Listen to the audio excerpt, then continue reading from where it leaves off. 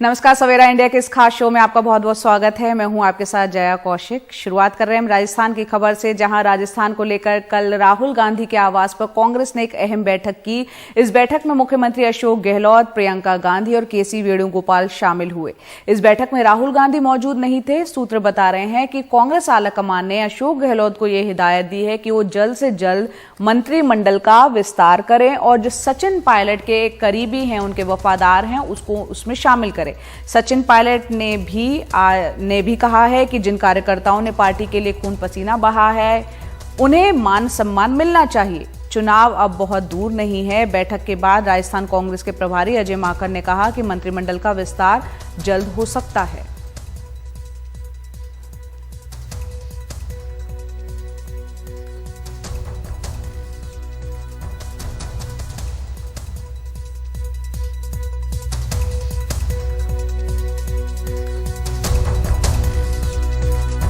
मंत्रिमंडल विस्तार कब है?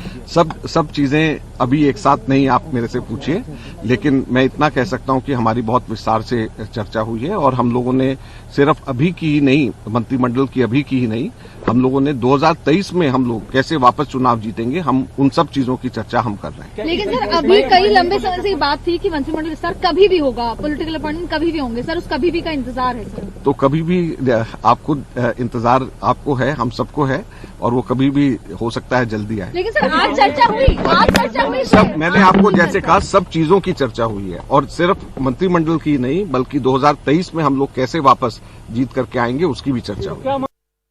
जो कांग्रेस के वर्कर हैं, जिन्होंने कांग्रेस के लिए सब कुछ कुर्बान किया, जिन्होंने सरकार बनाने में बहुत महत्वपूर्ण भूमिका निभाई, हम सब नेता लोग तो भाषण देके आते हैं, लेकिन वो लोग बूथ पे खड़े होकर कांग्रेस का झंडा उठाकर उनके लिए लड़ाई लड़ते हैं।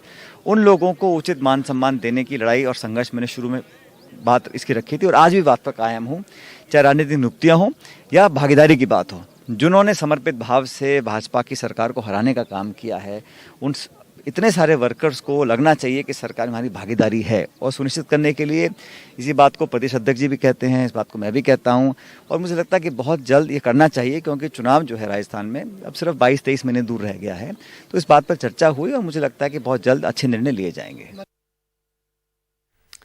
और उत्तर प्रदेश के लखीमपुर खीरी की घटना की अगर बात करें तो यहां पर किसान सिर्फ थार से ही नहीं कुचले गए। इस दौरान गृह राज्य मंत्री अजय मिश्रा के बेटे आशीष मिश्रा और उनके दोस्त अंकित दास के 3 असलहों से फायरिंग भी हुई। सूत्रों के मुताबिक इनके असलहों की बैलिस्टिक जांच की रिपोर्ट से इसकी तस्दीक भी हुई है। इससे आशीष मिश्रा का ये दावा कमजोर पड़ जाता है कि वो किसानों को कुचले जाने के वक्त वहां पर मौजूद नहीं थे। 3 अक्टूबर को गृह राज्य मंत्री अजय मिश्रा के बेटे आशीष मिश्रा की महिंद्रा थार पीछे से किसानों को कुचलती चली गई, जिससे वहां हंगामा हो गया। मौके पर मौजूद किसानों ने दावा किया कि अजय मिश्रा गोली चलाते हुए भागे। अब बैलिस्टिक जांच में भी गोली चलना साबित हुआ है। आशीष मिश्रा की राइफल और रिवॉल्वर, अंकित दास की पिस्टल और रिपीटर गन की जांच हुई। जांच से पता चला कि 3 असलहों से फायरिंग हुई। आशीष मिश्रा की राइफल और अंकित दास की पिस्टल और रिपीटर गन से गोलियां चली। किसानों के वकील कहते हैं कि इससे मंत्री के बेटे आशीष मिश्रा पे उनके आरोप पुख्ता होते हैं। देखिए, अभी तक जो है एक पक्ष यही कह रहा था कि फायरिंग नहीं हुई मौके पे, आशीष मिश्रा ने या किसी ने भी फायरिंग नहीं की है। अब बैलिस्टिक रिपोर्ट से ये चीज़ तो क्लियर ही हो गई है कि आशीष मिश्रा की राइफल, रिवॉल्वर दोनों यूज़ हुए हैं, फायरिंग की गई है। तो अभी संदेह दूर हो चुका है कि मौके पे आशीष मिश्रा या उनके समर्थक जो थे वो नहीं थे। ये सब वहाँ मौके पे मौजूद थे और फायरिंग भी की गई है। ये चीज़ अब क्लियर हो चुकी है। 3 अक्टूबर को किसानों के कुचले जाने के बाद मौके पे मौजूद तमाम किसान यही कह रहे थे कि आशीष मिश्रा ने गोली चलाई है। सांसद जी के लड़के इधर से तिकुनिया की साइड से गाड़ी भगाते गुंडों से भरी हुई गाड़ियां लेके आए और भगाते 120 की स्पीड से भगाते हुए लेके आए। फिर ऊपर हम लोगों के ऊपर रोनते हुई चली गई। हमारे साथ तेजेंद्र विर्क जी भी थे, जो अध्यक्ष हैं हमारे उत्तराखंड के, वो भी थे, उनको भी कुचल दिया, उनके भी सिरों में चोटें आई। सांसद जी के लड़के फायरिंग करते हुए भाग गए। फायरिंग करते हुए सांसद जी के लड़के फायरिंग करते हुए भाग गए और गन्नों में छिप के निकल गए। बैलिस्टिक रिपोर्ट पे समाजवादी पार्टी के अध्यक्ष अखिलेश यादव ने तंज किया कि यह ट्रिपल इंजन की सरकार है। एक इंजन दिल्ली में, एक लखनऊ में और तीसरा गृह राज्य मंत्री की शक्ल में लखीमपुर में है। ऐसे में किसानों को न्याय कैसे मिलेगा? गृह राज्य मंत्री का अभी भी इस्तीफा नहीं। और वो मंच पर जहां देश के गृह मंत्री हो, मुख्यमंत्री हो, पूरी सरकार हो, क्या उम्मीद करोगे न्याय मिलेगा उन किसानों को? विपक्ष अभी भी आरोप लगा रहा है कि एक हादसा नहीं, सुनियोजित साजिश है। कमाल भाई, ये आपको समझना पड़ेगा, ये कोई घटना नहीं थी, ये सुनियोजित षड्यंत्र था। क्योंकि 25 तारीख को मैंने वो वीडियो सुनी है, गृह राज्य मंत्री स्टेटमेंट दे रहे हैं कि हम जो हमें काले झंडे दिखाएगा उसको सबक सिखा देंगे, हम इनको ठीक कर देंगे। लखीमपुर खीरी हिंसा मामले में गृह राज्य मंत्री अजय मिश्रा के बेटे आशीष मिश्रा का अभी तक यही दावा है कि वो हिंसा वाली जगह पे खुद मौजूद नहीं थे। उनकी महिंद्रा थार एसयूवी जो है वो ड्राइवर चला रहा था। लेकिन अब सवाल ये उठता है कि अगर वो मौके पे मौजूद नहीं थे तो वो लाइसेंसी राइफल जो उनके नाम पे है वो मौके पे क्या कर रही थी और उससे गोली कौन चला रहा था। इससे उनका पक्ष थोड़ा कमजोर और किसानों का थोड़ा और मजबूत होता है। लखीमपुर खीरी में प्रतीक और लखनऊ में कैमरामैन विनीत कुमार वर्मा के साथ कमाल खान, एनडीटीवी इंडिया। आगे बढ़ते हैं और बात करते हैं खाद की कमी की। रबी की बुआई का सीजन शुरू हो चुका है, लेकिन इस अहम वक्त पर खाद की कमी से किसान परेशान है। मध्य प्रदेश, पंजाब, हरियाणा और अब उत्तर प्रदेश में खाद के लिए किसानों की लंबी लंबी लाइनें दिख रही हैं, लेकिन दूसरी तरफ सरकार कह रही है कि कोई कमी नहीं है खाद की। देखते हैं रिपोर्ट। हरियाणा हो या उत्तर प्रदेश, खाद वितरण केंद्रों के बाहर ये नजारा आम है। रबी की फसल की बुवाई के मौसम में घंटों तक किसान खाद के लिए लाइन में खड़े रहते हैं। हालांकि सरकार लगातार कह रही है कि खाद की कोई कमी नहीं है। ये तस्वीर पश्चिमी उत्तर प्रदेश के आगरा की है। किसानों की शिकायत है कि उनको डीएपी नहीं मिल पा रहा है। खेतों की नमी खत्म हो रही है, डाई मिल नहीं रही है किसान को। ये जो दे नहीं रहे, इनके पास जो आधार कार्ड है उन्हें एडवांस में लेकर बैठे हुए हैं। बेच देते हैं, कौन कर रहा है ब्लैक? यही कर रहे हैं। 6-7 दिनों की बात है। कमी जैसे बताई, क्योंकि तीनों डिमांड एक साथ आ गया, इसलिए जो किल्लत हो रही है। पश्चिमी उत्तर प्रदेश के अलीगढ़ और मध्य उत्तर प्रदेश के हरदोई में खाद के लिए किसानों की लंबी लाइनें दिखती हैं। किसानों का कहना है कि उनको घंटों तक इंतजार करना पड़ता है। दोनों ही जिलों में अफसर और पुलिस वाले किसानों को कागज के टोकन देकर व्यवस्था बनाए रखने की कोशिश करते दिखते हैं। 360 कट्टा बता रहे हैं या 400, उसमें से अब यहाँ हजारों आदमी है, किसको कब मिल जाएगा खाद? लेकिन लखनऊ से लेकर दिल्ली तक की सरकार लगातार कहती है कि कोई कमी नहीं है। ताजा सरकारी आंकड़ों के मुताबिक उत्तर प्रदेश में इस महीने खाद की जितनी मांग है, स्टॉक आज उससे 10% ज्यादा है।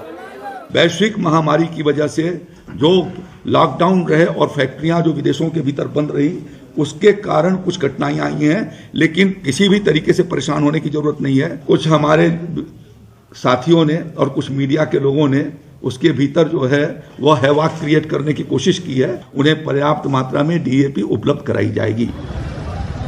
लेकिन सरकारी आंकड़े दूसरे राज्यों में कमी की तरफ भी इशारा करते हैं। खेती के लिहाज से अहम मध्य प्रदेश, पंजाब, पश्चिम बंगाल और बिहार में डीएपी की कमी है। पंजाब के पास सिर्फ 286 लाख मीट्रिक टन डीएपी है, जबकि जरूरत 350 लाख मीट्रिक टन की है। मध्य प्रदेश और तमिलनाडु में यूरिया की समस्या है।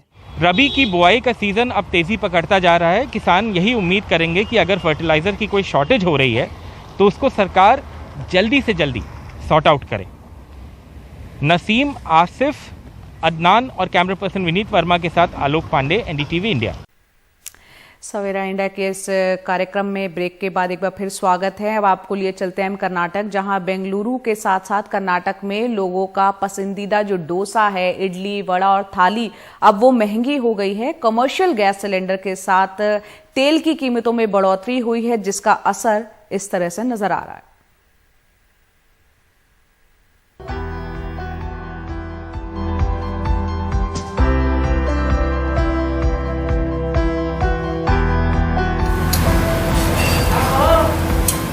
मजेदार क्रिस्पी मसाला डोसा कर्नाटक और तमिलनाडु का सबसे ज्यादा पसंद किए जाने वाला व्यंजन अब 5 रुपए से 10 रुपए महंगा हो गया। औसतन रेस्टोरेंट में जहां ये अब तक 40 रुपए से 45 रुपए में मिलता था, वो अब बढ़कर 48 से 55 रुपए तक पहुंच गया है। We have to pay because we were daily we can't bring food. Snacks is 50 rupees they are taking, right? It's very huge, but no way, no. Today I used to pay about 80 rupees, 100 rupees. Now it's going to 150, 200 rupees. It is about to go up again because of the prices are gone up for raw material. कुछ इसी तरह इडली वड़ा भी कम से कम 5 से 10 रुपए महंगा हो गया है। 2 इडली वड़ा की प्लेट सांभर और चटनी के साथ अब 30 रुपए से बढ़कर 40 रुपए के आसपास पहुंच चुकी है। ठेलों पर भी कम से कम 5 रुपए का इजाफा हुआ है। और इसी तरह दूसरे व्यंजन भी जेब पर भारी पड़ रहे हैं। कर्नाटक रेस्टोरेंट्स और होटल संघ के फैसले के बाद पूरे राज्य में अब दाम बढ़ गए हैं। गैस 1000 रुपये 1100 रुपीज़ गैस अभी 2050 रुपये देना पड़ेगा। हम 5 सिलेंडर लेने के टाइम डेली 5000 रुपये एक्स्ट्रा हम पे करना पड़ेगा। किधर से लेना है? होटल इंडस्ट्री कैसा चलना है बोलो? अब ऑयल भी बढ़ गया, ऑयल रेट भी बढ़ गया। ऐसा पूरा एक 25-30% रेट बढ़ गया है तो हम कैसा मैनेज करना है? दाम बढ़ोतरी से चाय कॉफी भी अछूती नहीं है।